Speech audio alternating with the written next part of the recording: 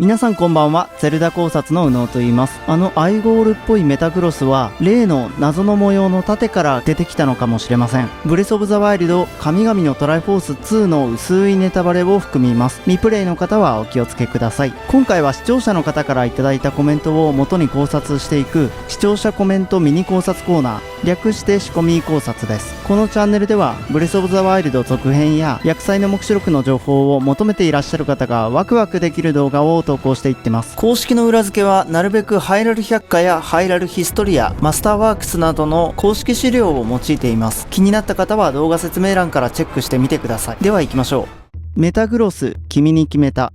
皆さんにいただいたコメントの中に緑メタグロスはアイゴールに似ているというものがありました。それを聞いた時確かに似ていると思いました。神虎の思い出が蘇りましたね。詳しい設定はわかりませんが、アイゴールといえば神殿の侵入者を排除するみたいなイメージがあります。また別の方がメタグロスは敵じゃないんじゃないかということをおっしゃってましたね。それを受けて僕はアイゴールと盾のデザインが似ていることから、この盾の能力を引き出したことによってアイゴールを召喚できたんじゃないかと思いました。そしてアイゴールの両肩に乗ってるハスの花のつぼみみたいなやつと PV に出てくる遺跡のつぼみみたいなものがほぼ一致するので、遺跡の守護者のようなリンクの協力者のような存在なんだと考えました。さらに先を話すと、絵に描いたものに対して具現化できる要素を与えられるような能力を持った者たちがいたんじゃないかと考えました。そう思った根拠から話していきます。ライクライクみたいなモンスターにドラゴンブレスをお見舞いしてるシーンをよーく見ると、ゾナウドラゴンが盾の表面にくっついてるように見えます。シーンでは盾のデザインがよく見えないからあれですけど、イワロックライダーズのシーンと剣や服装が一致していて、シーンでは旅人の盾を装備していることから、ドラゴンブレスのシーンの盾も旅人の盾なんだと考えて、旅人の盾に描かれた竜の絵の能力を引き出しているシーンなんじゃないかと思いました。それが盾を持つ左手だけに宿っているのかは分かりませんが、ブレワイでは素材や武器、岩、魔物といったオブジェクトと火や電気、水といったエレメントをハイラルの大地という巨大な土台で掛け算していましたよね。そしてその線で考えをもうちょっと進めると、盾以外のアイテム、例えば剣、鎧などもそれぞれ潜在能力を引き出せるんではないですかね。序盤ではないにしろ、伝承の勇者っぽいリンクも使っている共通の新型パラセールに描かれたリト族のマークから、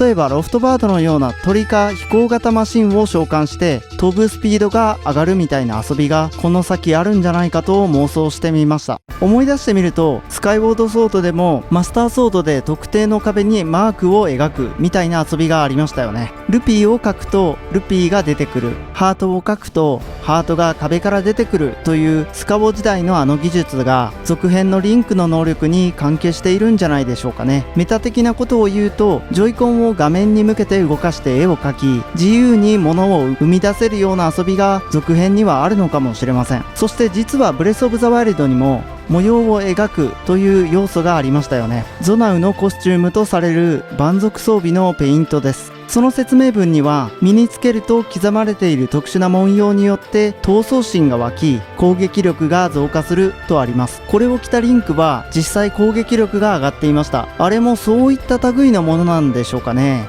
実際飛び出していた竜もゾナウの石像の水竜とそっくりなので、盾でのドラゴンプレスはゾナウ族の能力なのかもしれませんね。あとそれ以外にも蛮族装備には僕が勝手に蛮族マークと呼んでいる閉じている扉と開いている扉のようなマークがありましたよね。あれが何かは全くの謎ですが、あれもブレワイのハイラルのどこかにすでに存在している可能性があるのかもと思いました。そしてゾナウに仮に今話したような絵に描いたものに対して具現化できる要素を与えられる能力があるのだとしたら、描くものによってはブレワイ現在の技術では運べそうもない忘れられた剣のようなものも簡単に作り出せるんではないでしょうか。そして考えを進めていって、夜行石を塗料として使ったと思われるヤシの遺跡の石板にも、僕が勝手に言っている蛮族マークが描かれていましたね。何かが出ていった後なのかもとか、他のゾナウ遺跡も絵に描いて作り出したものなのかなとかいう飛躍した妄想をしてしまいました。聞き流してほしいです。とはいえ、旅人の盾っぽいあの現象から想像するに、ブレワイの魚鳥村などにあった魚の盾や動物柄の盾も何かしら物体を出せるんではないでしょうか。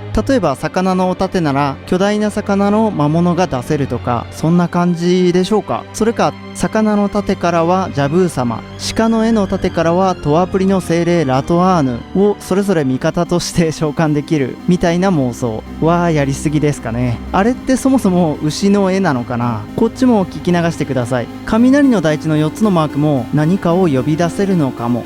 とにかく今作は手に入れる装備品から実体化したもので謎を解いていく、探索範囲を広げていくみたいな遊びなんじゃないかと思ったんです。リンクの英傑の服のマスターソードの絵柄を見て妄想がはかどりましたけど、そこでやめときました。それとちょっと話は変わるんですが、僕は前からしつこく言っているようにブレワイは敗北ルートの最新だと思っていますが、同じく敗北ルートの神々のトライフォース2でもユガというキャラクターが似たような能力を持っていましたね。彼の能力は人を絵にするというものでしたけど、絵を描くという要素で言えばブレワイのカンギスがいましたね。彼はシーカー族ですと、ここまでいろいろと話してきましたが、肝心のこの盾のデザインがブレワイの木の盾の方が近いんじゃないかと思えてきたので、この動画で話してきたことはちょっと考えにくいかなと思っています。長々と聞いてくださったのに本当にすみません。少しでも皆さんのワクワクに貢献できたなら嬉しいです。皆さんたくさんのコメントをありがとうございます。考察がはかどって本当に助かってます。というわけで今回は以上です。この動画を楽しめた方は2秒ほどいただいて高評価ボタンをポチッと押していただけるとまた動画作りを頑張れますので、ぜひお願いします。ご視聴ありがとうございました。